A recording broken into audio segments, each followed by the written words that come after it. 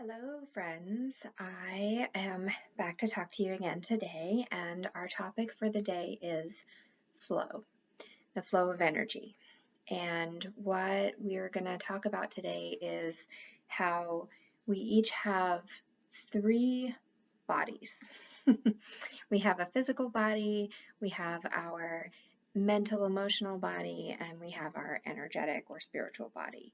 And when any one of those areas has a blockage of energy or a slowing of the flow of energy, whether that is physical, like in our physical bodies, our breath, our blood, the different physical systems that we have in our bodies, whether it is emotional or mental, so that could be the flow of emotions, and sometimes those come out of our bodies as tears, something physical, right? Or it comes out as energetically as words that we say, or sometimes that they stay inside of our body in the form of thoughts or feelings that we have in our body, and then energetically or spiritually. And so some of those last examples that I just explained of thoughts or feelings, those are much more tied to the energetic pathways that we have,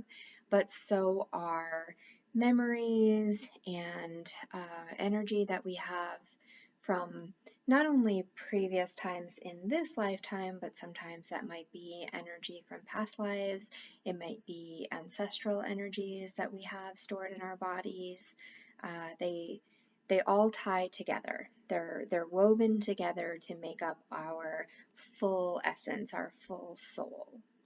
So when we have stuck energy in any one of those areas, whether it's something that has been stuck for generations or lifetimes or minutes, that can cause the rest of those energies or the rest of those bodies to pull out of alignment. So if you think about if you have a car and you're driving down the road and one wheel goes out of alignment, then the other three have to work a lot harder in order to keep everything going in the right direction.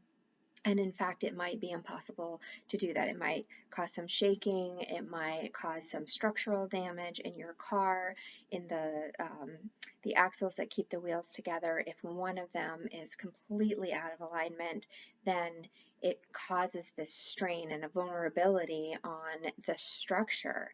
So our bodies work in the same way. If we have an emotional blockage, then we may feel that it causes a vulnerability in our body, and then we might feel the effects of that physically. So if there's anywhere in our system where there's blocked energy, then that causes the opportunity for discomfort and for illness and for pain in whatever form that might be. So if you think about a system for a second, so let's think about a system where perhaps you're paying a bill or you are receiving a check for something.